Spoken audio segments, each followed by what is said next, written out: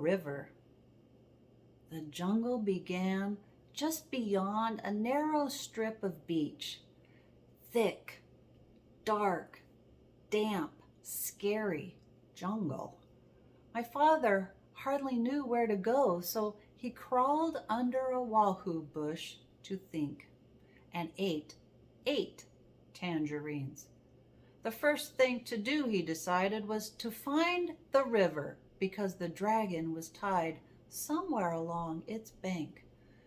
Then he thought, if the river flows into the ocean, I ought to be able to find it quite easily if I just walk along the beach far enough.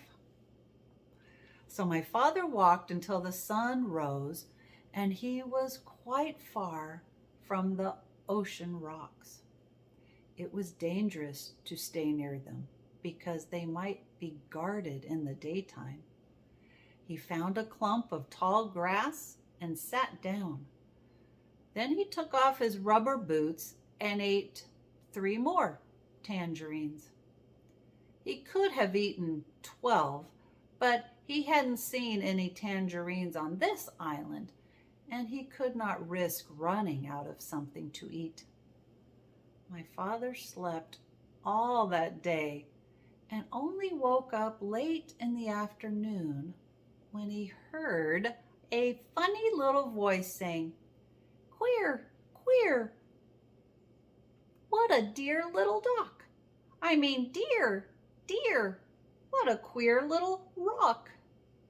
My father saw a tiny paw rubbing itself on his knapsack. He lay very still, and the mouse, for it was a mouse, hurried away muttering to itself, "I must smell Tumduddy. I must tell somebody." My father waited a few minutes and then started down the beach because it was almost dark now, and he was afraid the mouse really would tell somebody. He walked all night, and 2 scary things happened. First, he just had to sneeze. So he did, and somebody close by said, "Is that you, Monkey?" My father said, "Yes."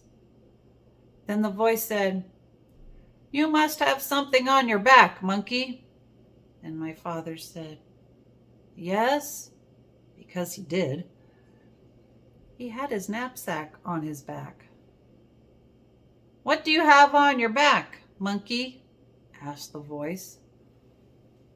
My father didn't know what to say, because what would a monkey have on its back? And how would it sound telling somebody about it if you did have something on your back? Just then another voice said, "I bet you're taking your sick grandmother to the doctor's." My father said, "Yes," and hurried on. Quite by accident, he found out later that he had been talking to a pair of tortoises. The second thing that happened was that he nearly walked right between 2 wild boars who were talking in low, solemn whispers. When he first saw the dark shapes, he thought they were boulders. Just in time, he heard one of them say, "There are 3 signs of a recent invasion. First, fresh tangerine peels were found under the wahoo bush near the ocean rocks.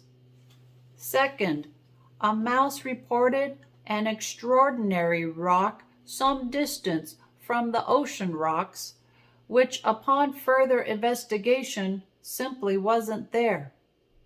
However, more fresh tangerine peels were found in the same spot, which is the 3rd sign of invasion.